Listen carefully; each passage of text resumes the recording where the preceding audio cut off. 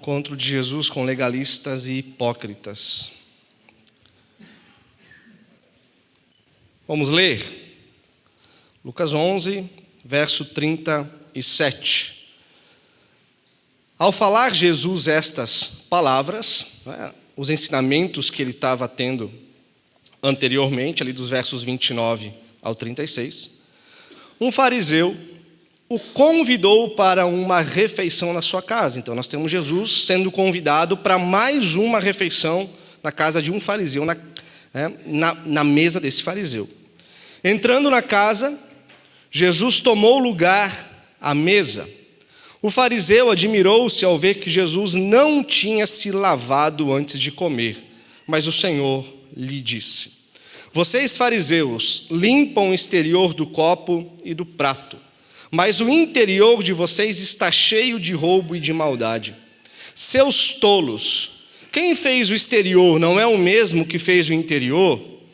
Mas deem como esmola o que está dentro do copo e do prato, e tudo lhes será limpo.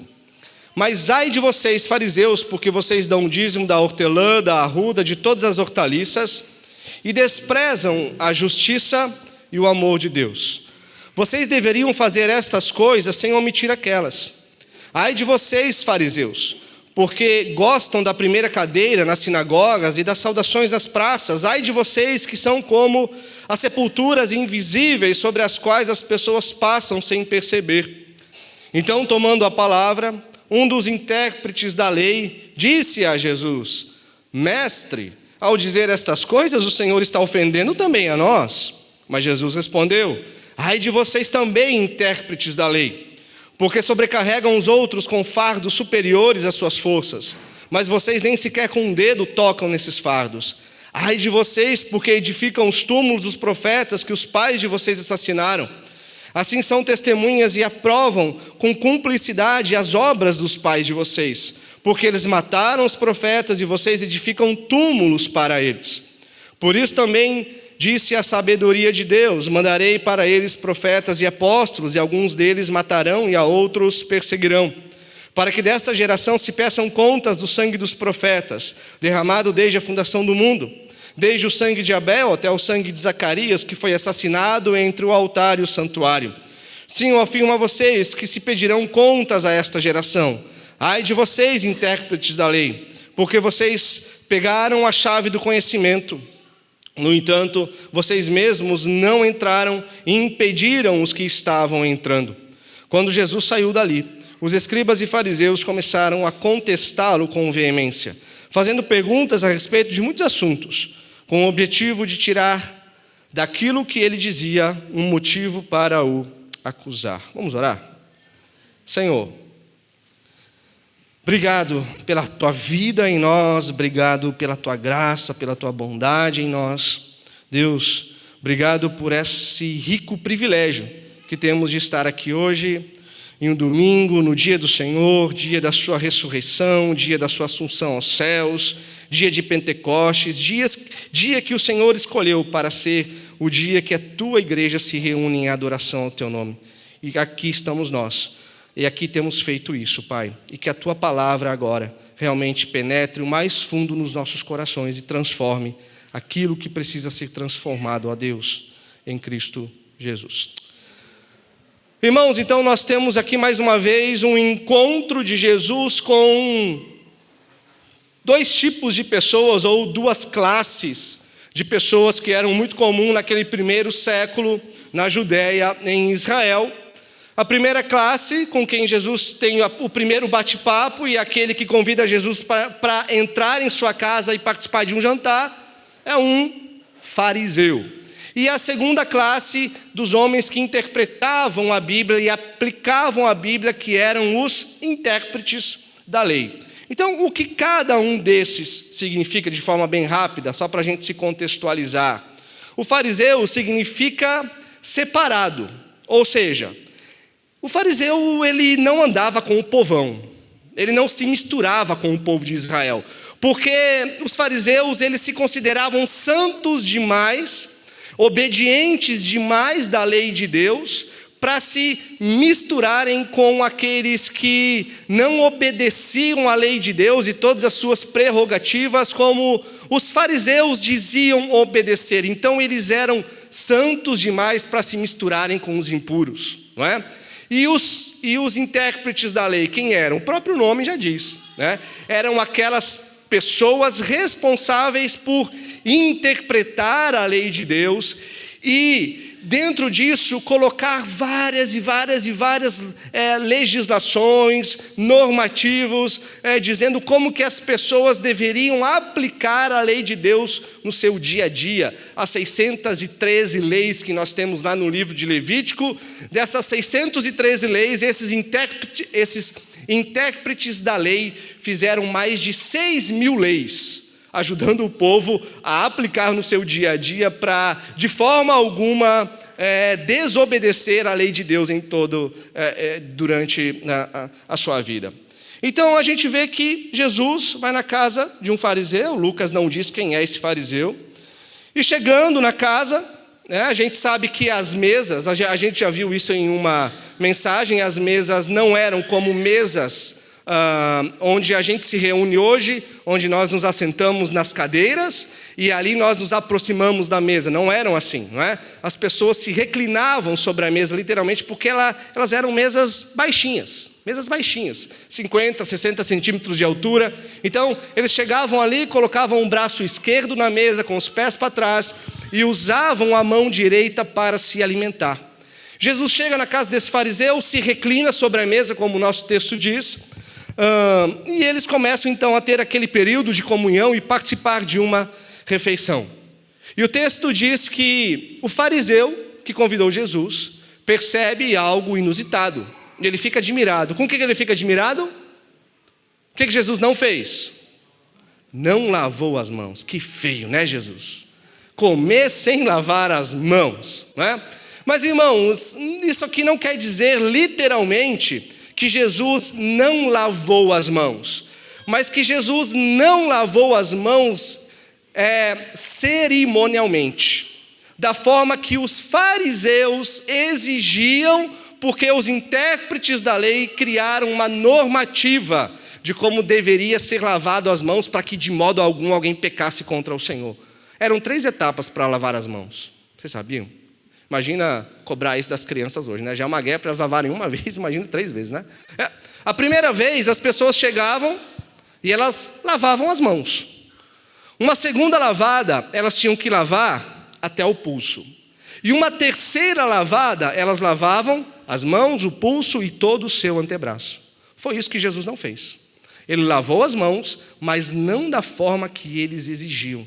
Porque o objetivo de Jesus era realmente mostrar para eles o erro deles em exigir isso das pessoas. O objetivo de Jesus não era ferir a lei de Deus, até porque ele não estava ferindo, mas era mostrar para eles o peso que eles estavam colocando sobre as pessoas com todas essas regulamentações da lei, que nem eles mesmos conseguiam suportar. Então, no verso 39, a gente vê que Jesus fala: vocês, fariseus, vocês limpam o exterior do copo e do prato, mas o interior de vocês está cheio de roubo e cheio de maldade.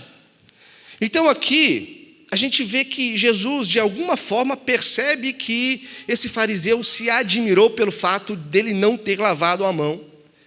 E ele reage a essa, talvez uma expressão de susto, talvez ele fez algum comentário, nós não sabemos, Lucas não coloca, mas Jesus reage a essa admiração espantosa do fariseu. E ele está dizendo assim: olha, o problema de vocês, fariseus, é que vocês estão preocupados com o verniz exterior.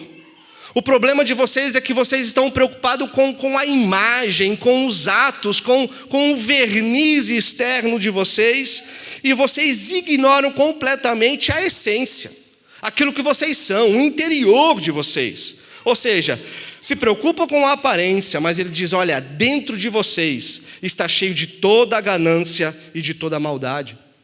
Os fariseus eram homens ricos, eles recebiam muito bem dos tesouros do templo, dos dízimos do templo. dos impostos, né, que o templo recolhia. Então, por isso que Jesus está dizendo, olha, vocês estão acumulando bens para vocês. E vocês acumulam bem para vocês, não é para socorrer aqueles que necessitam quando precisarem, não. Mas vocês acumulam bens para vocês, para que se vocês forem precisar, vocês podem socorrer a vocês mesmos. Por isso que vocês são cheios de toda ganância, cheios de toda maldade. É uma palavra oportuna de Jesus naquele momento. Mas, irmãos, isso é uma palavra dura e necessária, tanto para os fariseus, para os escribas, saduceus, intérpretes da lei daquele tempo, como para a igreja do nosso tempo.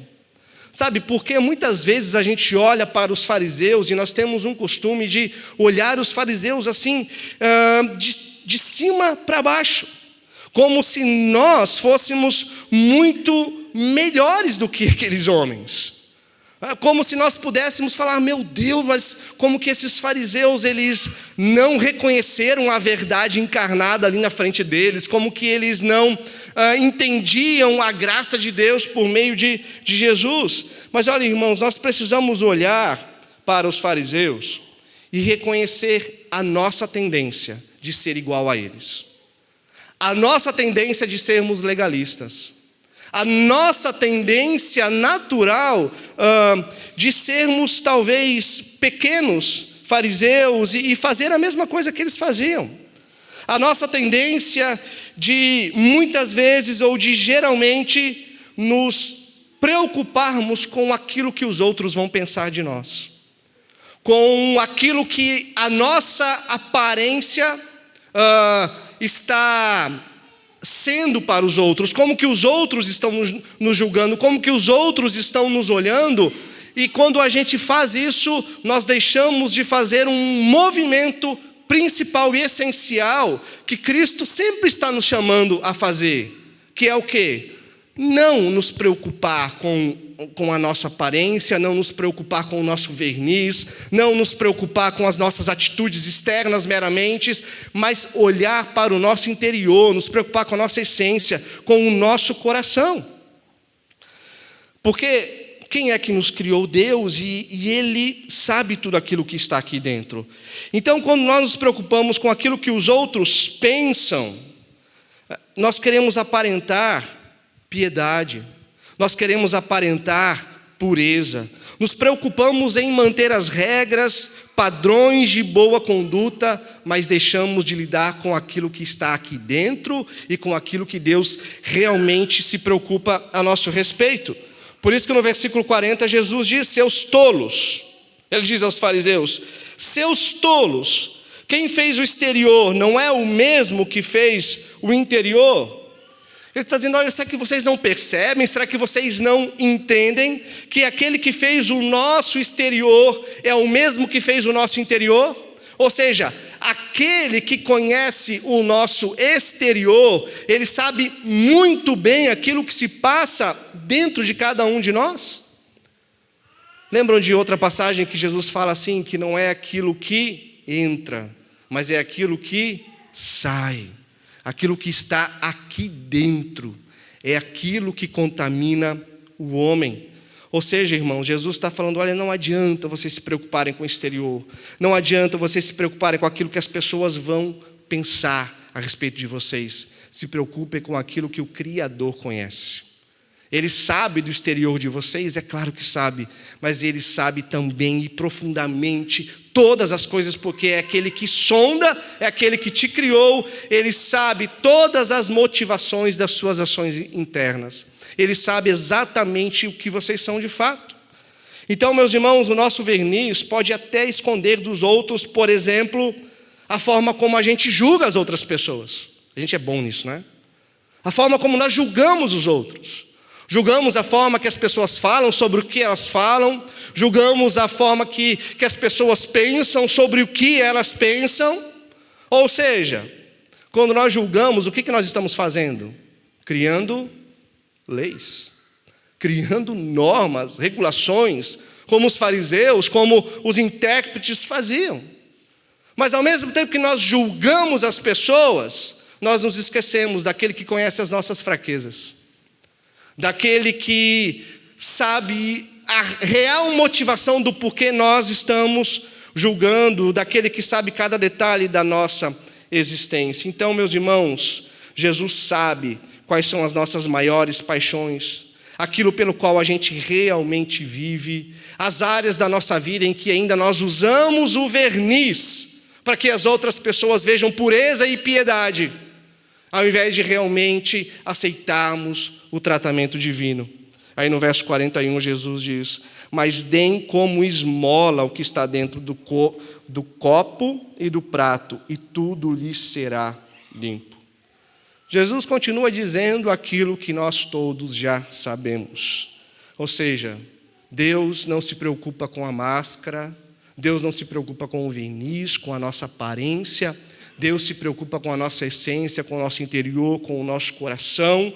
E as nossas atitudes externas precisam ser um transbordar desse coração que foi transformado pela graça. É isso que precisa ser as nossas atitudes externas. Sem verniz, sem aparência, sem teatro, sem performance, mas apenas um transbordar de um coração que realmente vive aquilo, de um coração que realmente participa daquela realidade. Oséias 6,6 traz um texto tão conhecido da gente, que diz: pois desejo misericórdia e não sacrifício. Pois desejo o conhecimento de Deus e não o sacrifício. Mas é um conhecimento não meramente de uma acepção intelectual, de entendermos aqui, mas é um conhecimento que desce para o coração. É um conhecimento que se revela na nossa vivência com o Senhor, na nossa intimidade, na transformação da nossa conduta externa, mas não porque nós queremos aparentar algo, mas porque nós realmente somos aquilo que estamos vivendo. Não é sacrifício, é misericórdia, é justiça, é conhecimento de Deus. Essa é a vontade do Senhor. Por isso, meus irmãos, que Deus troca o nosso coração de pedra por um coração de carne. Porque o coração de pedra não tem como ser moldado, não tem como ser transformado.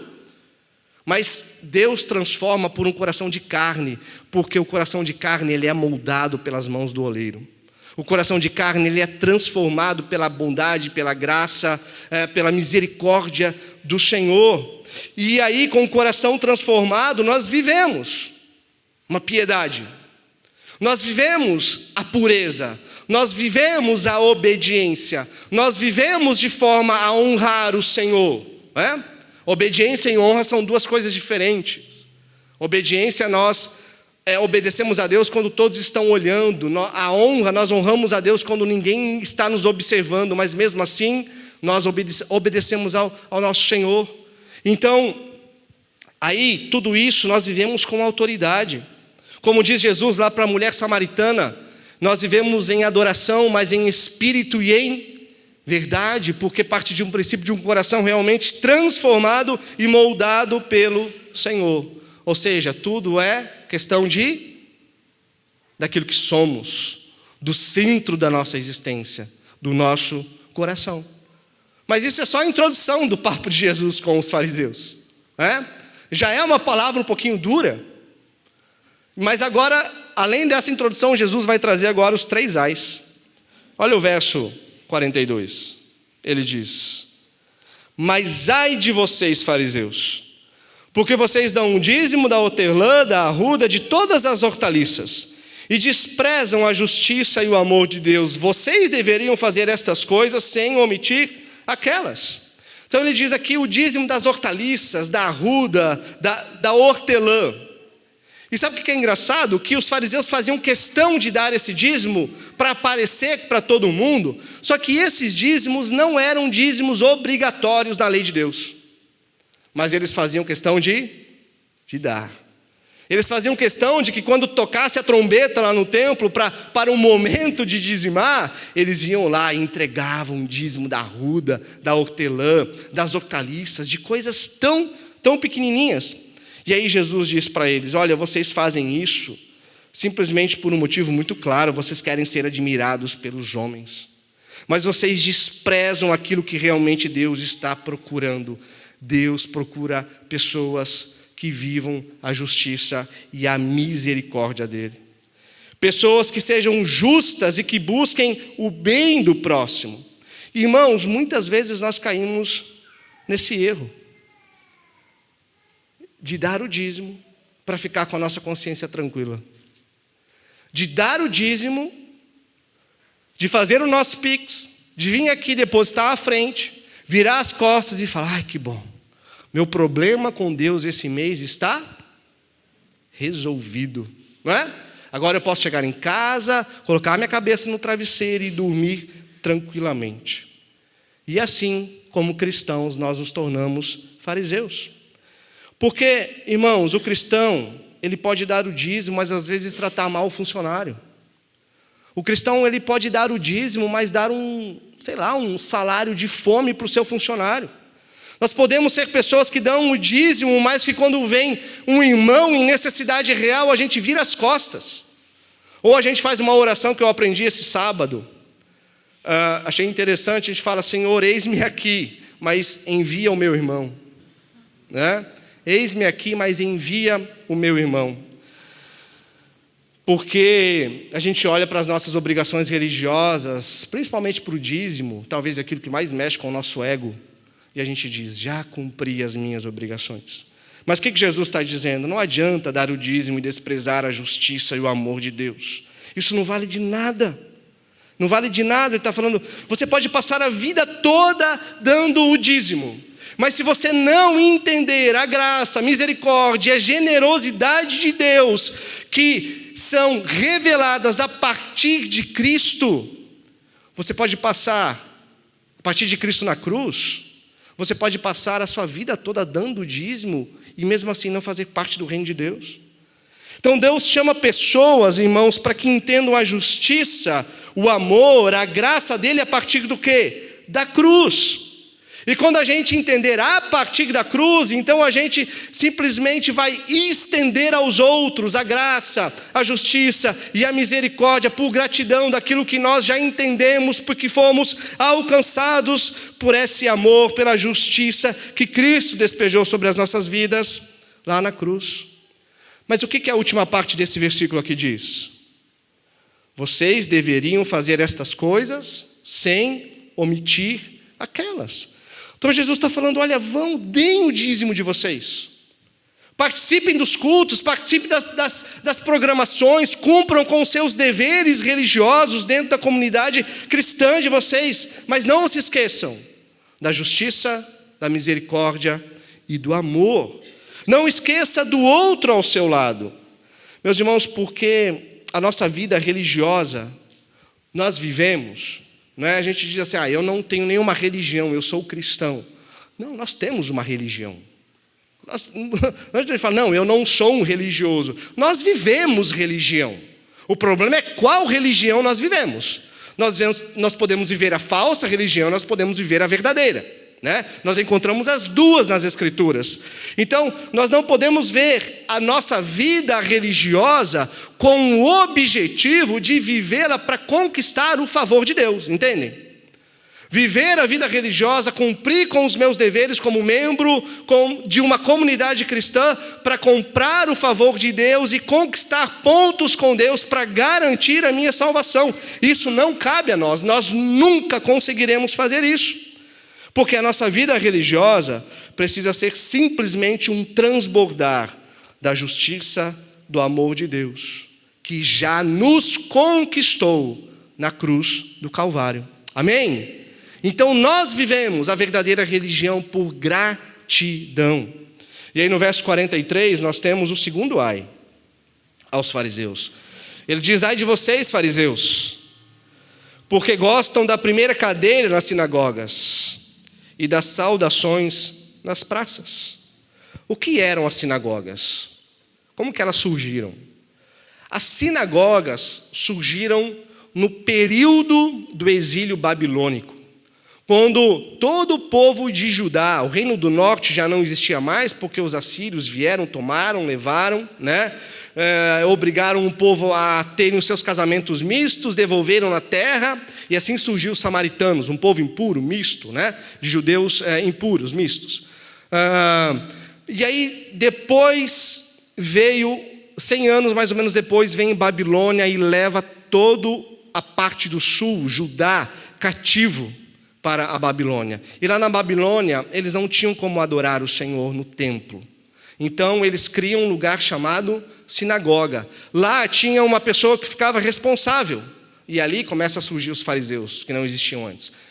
Que foram muito importantes na história de Israel, por preservar a tradição das escrituras no meio do povo. O conhecimento de Deus no meio do povo. Depois eles se perdem. Mas, enfim, ali nas sinagogas tinha alguém que era responsável por ler a palavra de Deus e aplicar as escrituras para os seus ouvintes, e assim os judeus tinham ali o seu momento de espiritualidade.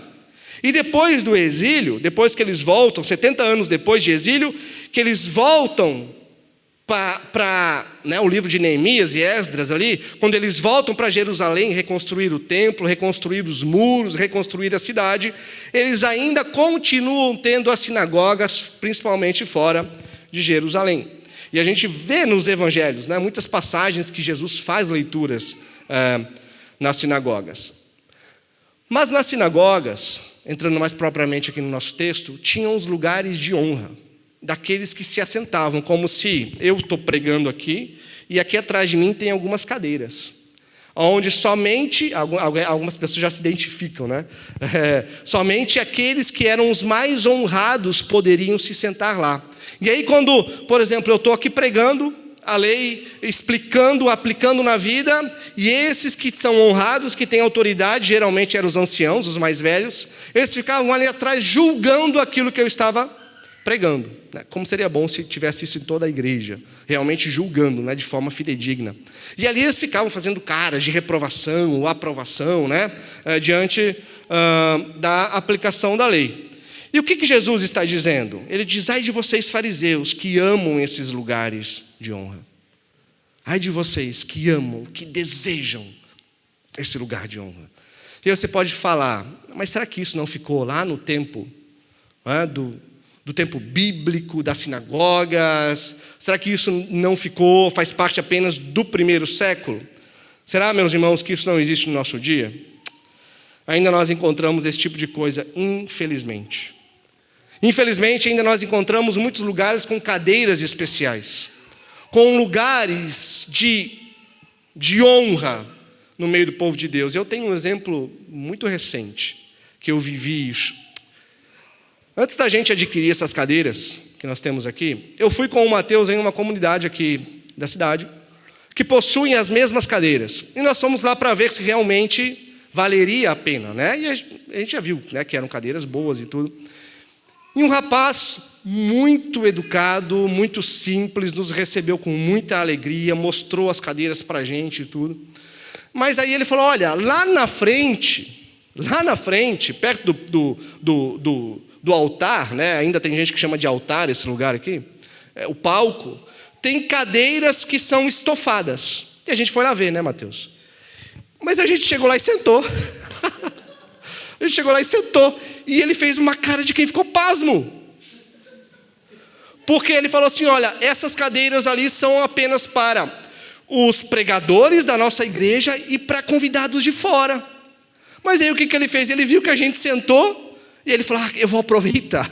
Ele foi, sentou assim, fez, né? E ele sentou, tipo, mas meio pasmo e assustado com aquilo que estava acontecendo. Irmãos, deveriam existir esse tipo de divisão dentro das comunidades cristãs? A gente ri. É cômico, é engraçado, mas isso não tem mais nada a ver com aquilo, com o ser igreja nos dias de hoje.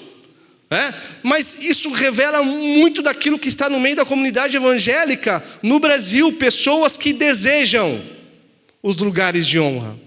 Pessoas que desejam um reconhecimento especial por sentarem em uma cadeira acolchoada e serem reconhecidos como os grandes santos do Senhor. não é? Mas graças a Deus que nós não temos esse entendimento, ou esse peso sobre a nossa comunidade. E as saudações em público? As saudações em público, meus irmãos, era um momento em que as pessoas elas apareciam nas praças, e aí vinham autoridades da sociedade e diziam: olha, esse é o fulano doutor de tal, que aprendeu sentado aos pés do mestre de tal. E aí todas as pessoas, era muito comum isso naquele tempo. Isso está longe do nosso tempo? Não. Por quê? Olha só, nós não temos cadeiras de honra aqui, mas pode ser, meus irmãos, que o nosso coração deseje um reconhecimento a mais. Na nossa igreja, nós não temos ofícios mais importantes do que o outro, não temos. Todos nós se vemos como servos, ou pelo menos deveríamos nos ver como servos. Quem prega não é melhor que quem toca, que quem dá aula para as crianças, quem fica lá na mesa. Ninguém, todos nós servimos dentro daquilo que Deus nos chamou. Somos servos de Cristo, né? Mas pode ser que mesmo sabendo disso, às vezes o nosso coração deseja um reconhecimento a mais, uma honra a mais. Parece, meus irmãos, que nós podemos não ter cadeiras, não termos medalhas de honra ao mérito, mas muitas vezes cairmos nessa mesma sedução e tentação que os fariseus caíam e desejavam. Então perceba, o problema às vezes não é ter a mesa, as cadeiras aqui. O problema, às vezes, não é ter um ofício hierárquico melhor do que o outro, não. O problema é o quê? É em como o nosso coração lida com esses lugares. Porque, às vezes, aquele que está sentado no lugar de honra não está nem aí. Ele sentou e não está nem aí. Mas aquele que não está sentado, como desejaria estar lá. Não é? Às vezes aquele que ganhou uma medalha de honra ao mérito, ganhou na sua simplicidade e humildade e não está nem aí. Mas aqueles que estão vendo esse ganhar, eles ficam: como eu gostaria de estar no lugar dele. Então nós precisamos cuidar com o quê? Com a posição, com a honra, com a cadeira? Com o nosso coração. E aí no verso 44 nós temos o terceiro ai aos fariseus. Ai de vocês que são como as sepulturas invisíveis sobre as quais as pessoas passam sem perceber. Sepulturas invisíveis que as pessoas passam sem perceber. Na lei de Deus, tem um decreto sobre a questão de sepulturas. Uma normativa, uma lei, um ponto. Que dizia o quê? Que as pessoas não poderiam tocar, esbarrar, passar por cima de uma sepultura. Por quê? Porque se isso acontecesse, elas ficariam impuras e elas não poderiam ir no templo adorar a Deus. Então todos os túmulos precisavam estar muito bem identificados para que as pessoas pudessem ver por onde elas estavam passando, para não passar por cima, para não esbarrar, não tocar nesse túmulo e ir adorar a Deus em um lugar santo de forma impura. Então Jesus está dizendo que os fariseus, e talvez esse ai aqui para mim pessoalmente é o que mais pesou. Ele está dizendo que os fariseus são como um túmulo invisível, um túmulo sem aviso. Eles fazem com que pessoas desavisadas continuem impuras, caminhando para a condenação sem perceberem. Ele faz com que pessoas desavisadas continuem impuras, caminhando para o inferno sem que elas percebam. É isso que Jesus está dizendo literalmente. Ele diz: olha, vocês são como uma armadilha para o povo de Deus. Imagina Jesus dizendo isso para fariseus, para pastores, para líderes eclesiásticos, que lidam com o povo de Deus, que lidam com a palavra de Deus. E ele diz assim: olha, vocês são como uma armadilha para o povo de Deus. Eles estão caminhando sobre túmulos sem saberem que estão caindo ali. E eu pergunto, irmãos, isso acontece em nossos dias? Acontece. Infelizmente acontece. E como que isso acontece? Muitas pessoas usam o nome de Cristo, Muitas pessoas, líderes eclesiásticos aqui principalmente, essencialmente, usam a igreja de Cristo, mas são como esses túmulos sem avisos, levando pessoas não para a salvação, mas para a condenação. Isso eu quero falar com muito temor, porque, infelizmente, meus irmãos, é muito comum, e como eu já tive conversas assim, com cristãos de 10, 15, 20, 30 anos de igreja, que não sabem explicar. Mas a questão não é o explicar de forma intelectual, teologicamente elaborado, não. Mas que realmente não consegue entender como a graça de Deus se manifesta na sua vida. E estão diariamente lutando para conquistar a salvação. E estão diariamente levando um fardo pesadíssimo que não pode ser carregado por ninguém, a não ser por Cristo que levou lá na cruz. Um fardo pesadíssimo, se preocupando com a sua salvação e lutando dia a dia. Nós precisamos desenvolver a nossa salvação? Claro. Paulo diz, desenvolvam a salvação de vocês com temor, com paixão, com amor, desenvolvam. Mas esse desenvolver é o quê? É por uma obrigação para conquistar a salvação, ou é por uma gratidão daquele que sabe que foi salvo e que pode desenvolver porque sabe que o Espírito Santo lhe dá essa capacitação? A ou B? B, né? Mas, irmãos, existem muitas pessoas que não entendem a graça. Estão lutando para conquistarem a sua salvação. Pessoas que se consideram salvas, porque um dia levantaram suas mãos e repetiram a oração que alguém fez por elas. E passam 10, 15, 20, 30 anos das suas vidas, lembrando daquela oração e depositando nela a certeza de salvação e lutando dia a dia com o peso de conquistar isso. E ninguém consegue carregar essa incerteza. Esses líderes são como túmulos que não são vistos. E essas pessoas que são instruídas e levadas a pensar que podem comprar a salvação, que podem pelas suas próprias forças fazerem algo para serem salvas. Infelizmente, meus irmãos, muitas dessas pessoas, eu não vou dizer que todas, mas muitas, nunca entenderam o Evangelho da Graça. E talvez, eu lembrei de um texto agora, eu quero ler com vocês.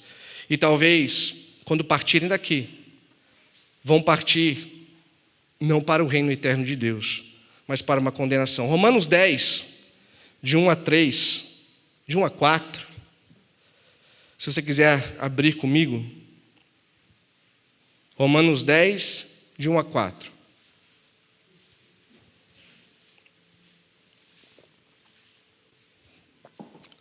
Olha o que Paulo diz. Olha o que Paulo está dizendo a respeito dos judeus.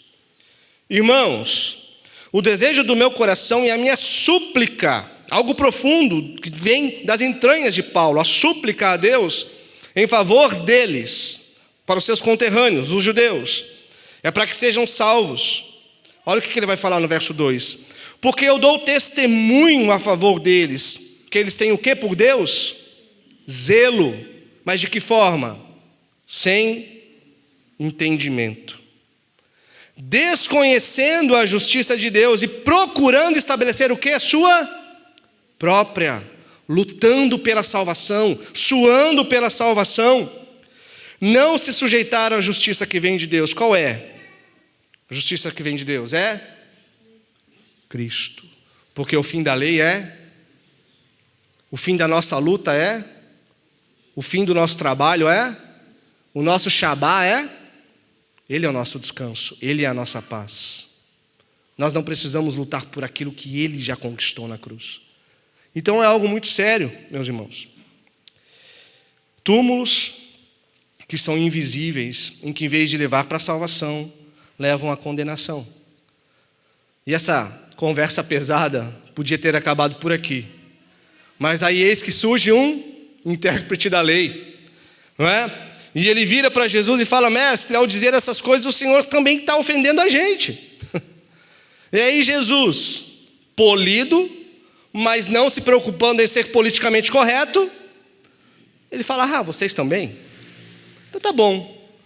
E da forma que ele sempre faz, com zelo, mas falando a verdade, ele fala aquilo que os intérpretes da lei também precisavam ouvir, e aí vem mais 3 ais. No verso 46, Jesus responde: ai de vocês também, intérpretes da lei, porque sobrecarregam os outros com fardos superiores às suas forças, mas vocês nem sequer com um dedo tocam nesses fardos. 613 leis de Levítico. E esses homens conseguiram fazer mais 6.000 leis em cima de Levítico e simplesmente jogaram todo esse fardo em cima do povo. E falaram: olha, se virem. E essas normas que eles inventaram não era simplesmente para jogar em cima do povo, mas ao mesmo tempo que eles criaram normas para o povo, através delas eles se protegiam. Por exemplo, a lei de Deus diz que o povo de Israel deve guardar o sábado. E o que os peritos na lei fizeram? Eles regulamentaram aquilo que eles poderiam fazer no sábado. Tem muita coisa. Mas, por exemplo, no dia de sábado, eles dizem: o homem não pode carregar um fardo na sua mão direita, nem esquerda, nem no seu colo, nem no seu ombro. Mas se o homem não pode carregar assim, como que ele pode? Então eles vão dizer: mas esse fardo então pode ser carregado da seguinte forma: nas costas das mãos, nas costas das mãos, na sua boca, você pode carregar o fardo com a sua boca, no seu cotovelo, nas suas orelhas, e nessa aqui eu levo desvantagem, tá, Mateus? Nos seus cabelos. Literalmente isso que nós encontramos. O povo olha para isso, é um fardo pesadíssimo. Eles tinham que contar até mesmo o tanto de passos que eles poderiam dar em um dia de sábado. Eu não lembro agora qual é o número, mas é um número bem baixo. São fardos pesados, e imagina o fardo que é você ter que decifrar mais de 6.000 leis. E hoje, meus irmãos, existem leis absurdas ao sábado, sabia? Você sabia que o povo judeu hoje não pode fazer contato elétrico? O que é isso? Apertar num botão que gera eletricidade, que faz contato com alguma outra coisa, tipo ligar uma luz. Eles não podem. Eles não podem chegar num elevador, por exemplo, e fazer contato elétrico, e eu quero ir no 3º andar. Ele chega ali e aperta no número 3. Aí o que acontece lá em Israel? Os prédios possuem 2 elevadores. Um para o judeu e um para aquele que não é judeu, o gentil. E aí os judeus são bem espertinhos. Sabe o que eles fazem? Eles não podem apertar o botão. E o elevador do judeu, ele fica o dia todo, como eles não podem apertar, andando de andar em andar, parando de andar em andar, o dia todo. Tá? Então, mas eles têm pressa, eles querem chegar rápido. Aí eles esperam um gentil chegar lá. E aí quando o gentil entra, eles entram dentro do elevador. Fala: você pode apertar o número 3 para mim? E aí eles vão. Isso acontece hoje. Mas isso acontece somente com o povo judeu, irmãos? Quantos de nós que criamos regras que não existem na lei de Deus? Quantos de nós?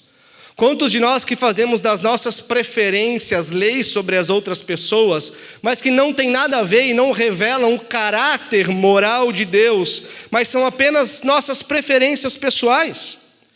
Então o problema do fariseu e do legalista não é a preferência ou o gosto pessoal em si, mas é dizer assim: olha, você precisa fazer como eu faço. Se você não fazer como eu faço, você está ligeiramente desagradando a Deus. Nós temos as nossas preferências, eu tenho as minhas, você tem as suas, eu tenho as minhas chatices, você tem as suas, né? Mas eu não posso fazer das minhas preferências uma obrigação para você e dizer que se você não fazer igual eu faço, você não está agradando ao Senhor. Eu pensei que não tinha isso ainda hoje, mas tem muito. Sabia que as pessoas ainda são julgadas nas igrejas pela forma que elas se vestem? Fulano veio de camiseta, de shorts, né? A camiseta não tem nem gola. Não, Não. O pastor que está pregando sem gravata, sem paletó, sem terno. Já tem 2 de banco hoje. O Mateus é o primeiro, o Adilson é o segundo. É?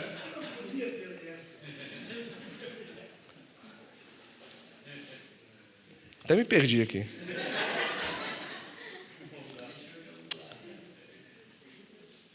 Mas sem gola não tem como agradar a Deus. Ou sem um jeito de tal, não tem como agradar a Deus. É claro, meus irmãos, que a gente não deve vir à igreja como a gente vai à praia, né? Claro, né? Se exige uma formalidade a mais. A igreja não é um ambiente como tantos outros ambientes. Mas nós não podemos, por causa das nossas preferências, por causa das nossas regras, colocar pesos demais sobre as pessoas que não tem nada a ver com a lei de Deus e que sobrecarregam essas pessoas, às vezes com pesos que nem nós mesmos conseguimos carregar e que não revela o caráter moral de Deus. Um outro exemplo muito claro em nossos dias. Eu levantei de madrugada para orar e ler a Bíblia. Isso é mais espiritual? Absolutamente não. Onde nós encontramos na Bíblia que você tem hora para orar e hora para ler a Bíblia, né? Não temos. Então, quer vir à igreja de gravata, de terno, de social? Venha. Quer vir mais casual? Venha. Quer orar, ler a Bíblia às 3, às 6 da manhã, às 11 da manhã, às 4 da tarde? Que seja assim, meus irmãos. O que a gente não pode é criar leis nesse sentido, dizendo que se as pessoas não agirem exatamente dessa maneira, elas não estão agradando a Deus ou estão sendo menos espirituais do que outras que não agem dessa maneira. E quem que fazia isso? Os fariseus. E aí do verso 47 ao 51, nós temos o segundo ai. Ai de vocês, porque edificam os túmulos dos profetas que os pais de vocês assassinaram. Assim são testemunhas e aprovam com cumplicidade as obras dos pais de vocês, porque eles mataram os profetas e vocês edificaram túmulos para eles. Por isso também disse a sabedoria de Deus: mandarei para eles profetas e apóstolos, e alguns deles matarão e a outros perseguirão, para que desta geração se peçam contas do sangue dos profetas, derramado desde a fundação do mundo, desde o sangue de Abel até o sangue de Zacarias, que foi assassinado entre o altar e o santuário. Sim, eu afirmo a vocês que se pedirão contas a esta geração. De forma bem resumida, o que esses versículos querem dizer? Quando os judeus construíam túmulo para os profetas, eles identificavam esses túmulos como nenhum outro. Por quê? Porque eles tinham raiva dos profetas. Eles não gostavam da forma confrontadora e da mensagem confrontadora que os profetas traziam. Então eles edificavam túmulos muito bonitos para se certificarem que esses túmulos seriam sempre vistos e que esses profetas jamais voltariam. E que principalmente voltariam com o tipo de ensino que eles pregavam no tempo deles. É essa ideia que Jesus está combatendo aqui. E alguns comentaristas, irmãos, dizem que a geração de Jesus é a principal responsável por esse tipo de coisa, porque eles não simplesmente mataram alguns dos profetas, mas eles mataram e rejeitaram o profeta prometido por toda a Escritura, o Cristo encarnado, o Messias prometido que estava entre eles. Mas e nós? De que formas nós precisamos estar atentos a este ai?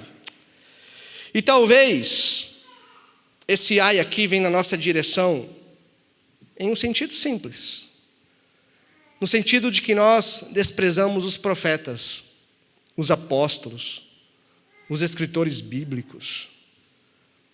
Desprezamos a Escritura que Deus deixou para a gente como revelação de quem Ele é. Desprezamos a Escritura e aquilo que Deus fala através dos seus servos. Hoje nós matamos profetas? Não. Mas está lá em Levítico ainda, né? Mas podemos desprezar aquilo que Deus diz e que está nas Escrituras. Como é que a gente despreza? Quando a gente sabe o que diz. E a gente vive através da nossa sabedoria. Ou quando a gente não sabe, mas também não procura, e prefere viver com a nossa sabedoria, com os nossos valores, com os nossos princípios, com os nossos achismos, com os nossos desejos. Da mesma forma que os profetas falavam para o bem da nação, meus irmãos, nós temos as Escrituras que falam para mim e para você a forma de viver que não nos afasta do Senhor. Por isso, quando nós olhamos para algo assim, para uma Bíblia, para uma Escritura, nós não devemos desprezar um tio, uma vírgula, um ponto sequer daquilo que está aqui. Por quê? Porque é a palavra de Deus para nós. E o último ai, no verso 52. Ai de vocês, intérpretes da lei, porque vocês pegaram a chave do conhecimento. No entanto, vocês mesmos não entraram e impediram os que estavam entrando. Assim como foi um aviso anterior, nós temos esse aviso também para pastores, pregadores, líderes eclesiásticos, para todo aquele que prega, que se propõe a ensinar a palavra de Deus. E Jesus está dizendo aqui: vocês agem como que somente vocês fossem capazes de interpretar a Bíblia. Vocês agem como se somente vocês fossem capazes de entender, de aplicar as Escrituras, e o povo de Deus como se não tivesse capacidade nenhuma de fazer isso. Vocês não deixam o povo entender as Escrituras. Isso, como eu disse, meus irmãos, pode ser aplicado. Pastores, líderes, pessoas que pregam somente aquilo que querem pregar. Pastores que pregam, mas não pregam todo o conselho de Deus.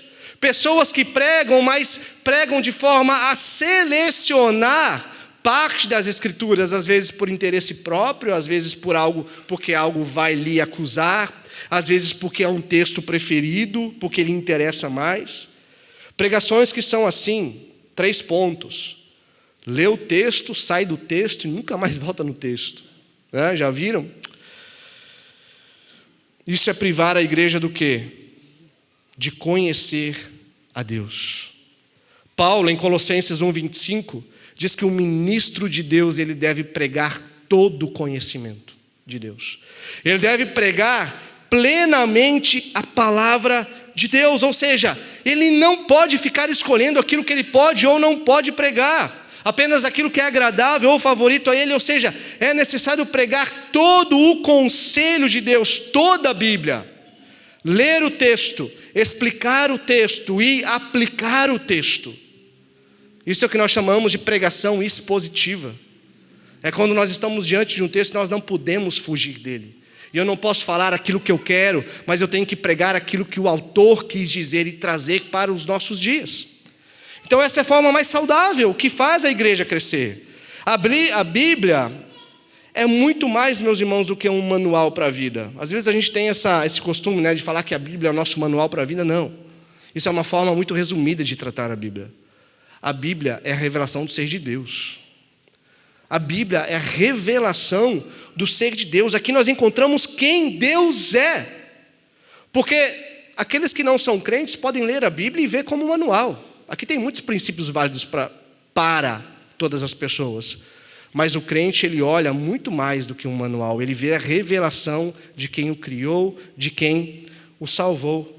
Então, quando nós podamos alguns ensinamentos, nós estamos podando parte de quem Deus é para o próprio povo de Deus. Porque o povo de Deus precisa ler a Bíblia, precisa aprender a Bíblia, precisa aprender a interpretar a Bíblia, precisa aprender a aplicar cada versículo bíblico na sua própria vida. E esses mestres da lei estavam impedindo isso. Aonde que isso acontece muito hoje? Por exemplo, a Igreja Católica Romana. Na Igreja Católica Romana, uma pessoa comum, ela não tem a autoridade de ler a Bíblia e interpretar segundo ela entende. Um padre comum não tem autoridade de ler e explicar e aplicar da forma que ele entende. Não tem. Ele não pode fazer isso. Isso quem tem essa autoridade? Somente o magistério da igreja. Somente o alto clero. Isso não sou eu que estou inventando. Isso é doutrina católica romana. Isso acontece no mundo evangélico, meus irmãos? Acontece. Primeiro, Acontece quando alguém decide pregar somente aquilo que lhe interessa. Segundo, acontece quando alguém chega para um pastor e fala assim: pastor, mas esse modo de aplicar a Bíblia não entra em contradição com aquilo que um outro texto bíblico diz? E aí, esse homem pode olhar e falar assim: olha, mas Deus me deu essa revelação durante a semana. Então não fale contra um profeta do Senhor. Não fale contra um ungido do Senhor. Esse tipo de autoridade falha, falsa, que contradiz a própria revelação que ele diz receber. E Jesus está dizendo: ai de vocês que impedem as pessoas de conhecer a Deus. E no verso 53 e 54, a gente vê, que eles tiveram esse encontro com Jesus para serem transformados por ele? Não. Para ver se eles conseguiam pegar Jesus em alguma palavra e acusá-lo diante das autoridades. Então, meus irmãos, concluindo, o que nós podemos aprender com tudo isso de forma bem breve? 3 pontos. Primeiro, Jesus não se importa com o nosso verniz, Jesus não se importa com a nossa aparência de pureza e piedade. Jesus se importa com o quê? Com aquilo que está aqui dentro. Jesus se importa com o centro da nossa existência, com o nosso coração. Então nós temos um chamado essa noite para refletir. Como está o seu relacionamento com Deus? Talvez o seu relacionamento com Deus tenha sido com base no seu desempenho. Talvez você tenha se relacionado com Deus com base na sua performance. E às vezes quando você se vê mal na sua performance, você se vê mal com Deus. E aí você sente tristeza porque você acha que você pode estar caminhando para a condenação. Mas às vezes a sua performance está bom, está legal. E aí você fica feliz. Porque você sabe que você está conquistando alguns pontos com Deus. E quem sabe você será salvo. Mas esse não é o tipo de vida cristã que nós temos que levar. Não é na performance. Ou o teu coração foi transformado e por isso você se relaciona com Deus. Aí sim, na base do amor, da graça, da misericórdia e da gratidão por aquilo que Cristo já fez por você lá na cruz do Calvário. Que seja essa. Segundo ponto, precisamos, irmãos, estarmos atentos à nossa tendência legalista, farisaica. Nós temos as nossas preferências, como eu disse antes, os nossos gostos pessoais, mas nós não podemos impor isso aos outros. Nós não podemos dizer que é pecado aquilo que a Bíblia não condena. Nem nós temos esse costume de forma acelerada em nós. Nós somos muito bons em agir como fariseus e legalistas, colocando fardo nos outros muitas vezes que nós nem mesmo conseguimos carregar. E terceiro, quanto você tem buscado do conhecimento de Deus com base na palavra de Deus? Como é que vai o seu relacionamento com as Escrituras? Como é que vai o seu dia a dia no quesito ouvir a Deus por meio dos profetas, dos apóstolos, dos evangelistas, das cartas, dos livros históricos, dos salmos, das poesias, dos provérbios, de cantares? Como é que vai o seu relacionamento com a palavra de Deus? Então deixe a palavra de Deus falar com você dia a dia. Não perca a oportunidade de aproveitar, de ter esse privilégio do conselho divino de Deus sobre a sua vida. Então, meus irmãos, graças a Cristo Jesus, que morreu na cruz do Calvário, para que a gente não precise viver uma vida farisaica. Graças a Cristo Jesus, que morreu na cruz do Calvário, para que a gente não precise parecer aquilo que nós não somos. Para que a gente não precise viver uma vida legalista, viver de aparência, carregando um fardo que nem nós conseguimos carregar. Mas olha só o que Jesus diz em Mateus 11, 28 a 30. Venham a mim todos vocês que estão cansados e sobrecarregados, e eu os aliviarei. Tomem sobre vocês o meu jugo e aprendam de mim, porque eu sou manso e humilde de coração, e vocês acharão descanso para a sua alma, porque o meu jugo é suave e o meu fardo é leve. Talvez você esteja assim. vivendo a vida cristã com as costas pesadas, tentando conquistar o favor de Deus, vivendo uma vida de legalismo, de religiosidade, achando que você terá capacidade de conquistar a salvação. Mas eu quero te convidar a olhar para Cristo e para a cruz de Cristo. Para a cruz de Cristo. Olhar, irmãos, para aquele que veio limpar o copo por dentro e por fora. Olhar para aquele que transforma as nossas atitudes externas, porque o nosso interior foi mudado por Ele. Olhar para aquele que transforma o nosso coração de pedra por um coração de carne, nos dando a nova essência para que a gente obedeça a Deus, não para conquistar a salvação, mas por alegria, por gratidão à salvação. Porque Cristo já conquistou absolutamente tudo em nosso lugar. Amém? Isso é graça. O que nós precisamos fazer para ser salvos? Nada. Cristo fez tudo. Nós desenvolvemos por gratidão. Então nós nos despimos de uma moralidade falsa, de um legalismo falso, de uma religiosidade falsa, de um farisaísmo falso. Nós não precisamos disso. Porque aquele que sabe dos nossos atos exteriores, Ele nos criou e nos salvou na cruz de Cristo e conhece perfeitamente aquilo que está dentro do meu coração e do seu coração. Por isso que nós desenvolvemos a nossa vida, o nosso cristianismo, olhando para Cristo, vivo e ressurreto, porque Ele nos salvou de nós mesmos. Amém? Vamos orar? Vamos colocar de pé? Senhor Jesus, obrigado pela Tua palavra, que vem de encontro com as nossas necessidades mais profundas, talvez, essa noite. Talvez se nós estivéssemos diante do Senhor, nós diríamos como os discípulos: duras são essas palavras, Senhor, duras são essas palavras. Mas para onde iremos se só o Senhor tem palavras de vida eterna? Deus, obrigado porque o Senhor nos renova, o Senhor nos confronta, mas ao mesmo tempo nos conforta. O Senhor talvez tira a nossa paz pelo modo como nós temos vivido, mas ao mesmo tempo nos dá a Tua paz, porque tudo aquilo que precisávamos o Senhor fez por nós.